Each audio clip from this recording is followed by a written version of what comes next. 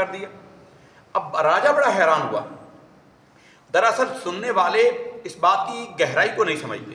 ہم نے تو ایک کرامت کے طور پر دیکھا ہے۔ ایک بات تو یہ یاد رکھیے کہ کرامت جو ہوتی ہے یہ دلیل معجزہ ہوتی ہے۔ جو نبی ولی کی کرامت ہوتی ہے یہ دلیل معجزہ نبوت ہوتا ہے کہ ولی بتاتا ہے کہ اگرچہ میں نبی نہیں ہوں، جب میں نبی کا امتی اور نبی کا غلام ہوں، میرے اندر یہ طاقت ہے تو میرے نبی کی طاقت کا کیا عالم ہوگا۔ سبحان اللہ۔ جو کرامت ہوتی ہے یہ اس لحاظ سے دلیل معجزہ ہوتی ہے، دلیل ہوتی ہے کہ دیکھو لوگو یہ اللہ کا ولی ہے، اللہ کا نبی نہیں ہے۔ ولی کی طاقت یہ ہے تو جس کا یہ غلام ہے اس سردار کی طاقت کا کیا عالم ہوگا۔ دراصل خواجہ غریب نواز رحمۃ اللہ تعالی علیہ نے حادثہ کربلا کا جواب دیا کہ لوگو تم کہتے ہو کہ میرے دادا حسین، یہ حسینی حسن سید ہیں، ان کے والد حسینی تھے، ان کی والدہ حسن تھی۔ انہوں نے کہا لوگو تم کہتے ہو کہ میرے دادا وہاں کربلا کے میدان میں پیاسے رہے اور فرات کا پانی ان سے دور بہتا رہا، اللہ کی قسم میں ان کی کتنی نسلوں کے بعد کا بیٹا ہوں، اگر مجھے اللہ نے یہ طاقت دی ہے کہ ایک پیالے میں پورا تالاب خالی کر دوں، اگر میرے دادا چاہتے تو ایک لب کے اندر سارا دریا خالی کر دیتے سبحان اللہ۔ اور پانی اچھل کر ان کے منہ تک آ جاتا۔ پیاسا کہوں حسین کو اتنا تو بے ادب نہیں، لمسے لبے حسین کو ترسا فرات ریت پر، فرات ترستا رہا کہ میں حسین کے لب تک کیوں نہیں پہنچا۔ تو خواجہ غریب نواز رحمۃ اللہ تعالی علیہ نے اپنے دادا کے اوپر ہونے والے اس اعتراض کا جواب اس میدان میں دیا کہ لوگوں میں ان کا بیٹا ہو کر اتنی نسلوں کے بعد اللہ نے طاقت یہ مجھے عطا فرمائی ہے کہ میں ایک پیالے میں پورا تالاب خالی کر دوں، تو میرے دادا اگر چاہتے ایک لب کے اندر، ایک بک کے اندر پانی سارے کا سارا فرات کا سمیٹ کر لے آتے اور فرات ابل کر ان کے ہونٹوں تک آ جاتا۔ تو انہوں نے تو اللہ تعالیٰ کی رضا کو مانا ہے، فقیر ہوتا ہی وہ ہے، اللہ والا ہوتا ہی وہ ہے۔ میاں محمد بخش رحمۃ اللہ تعالیٰ علیہ فرماتے ہیں کہ طاقت ہوندیاں زور نہ لایا، طاقت ہوندیاں زور نہ لایا، بیٹھے من رضائیں، کربل دیول چلے، کربل دیور پیاسے چلے، دین دنی دی سائیں۔ دین اور دنیا کے بادشاہ تھے، اختیاری، یہ اختیاری اللہ تعالیٰ کی رضا پر اختیار تھا ان کا، اور ان کا یہ اضطراری مجبوری نہیں تھی، اضطراراً وہ مجبور نہیں کر دیے گئے تھے کہ ان کو پانی نہیں ملتا تھا، یہ اللہ کی رضا کا نتیجہ تھا۔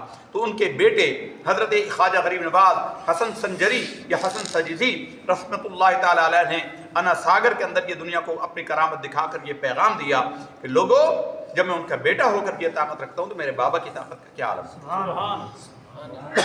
انشاءاللہ العزیز یہ پورا مہینہ رجب کا مہینہ ہے، اس میں آپ ہی کی باتیں ہوں گی، اور اس کے علاوہ معراج شریف کے حوالے سے بھی انشاءاللہ تعالیٰ 1-2 مہینے باتیں چلیں گی۔ سارے مقدس مہمان مہینے گزر رہے ہیں، اللہ تعالیٰ سے دعا ہے کہ دنیا اور آخرت میں ہمیں اپنی بارگاہ کے اولیاء کاملین کے دامن سے وابستگی فرمائے۔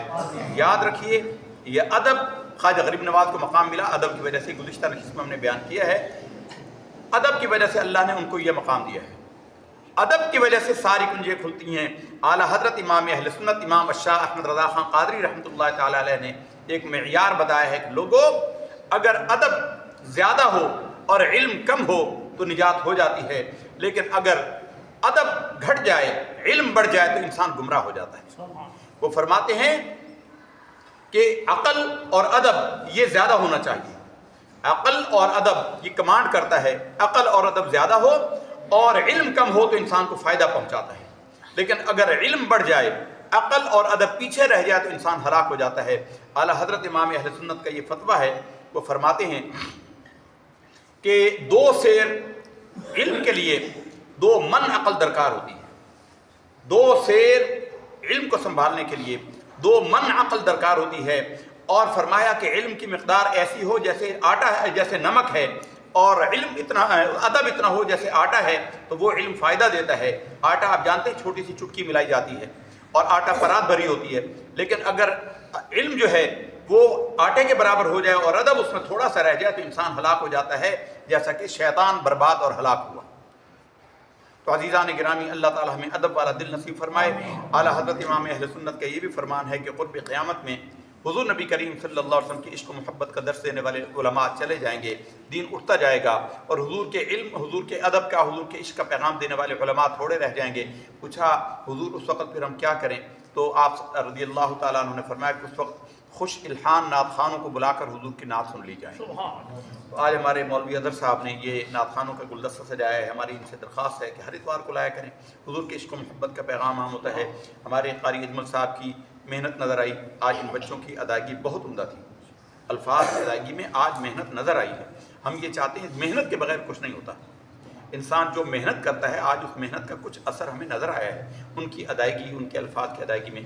अल्लाह इनको भी इसका अजर अज़ीम अता फरमाए। ये भी असल में नेकी नेकी हैं। कारी अदर साहब भी कारी अजमल साहब की नेकी हैं।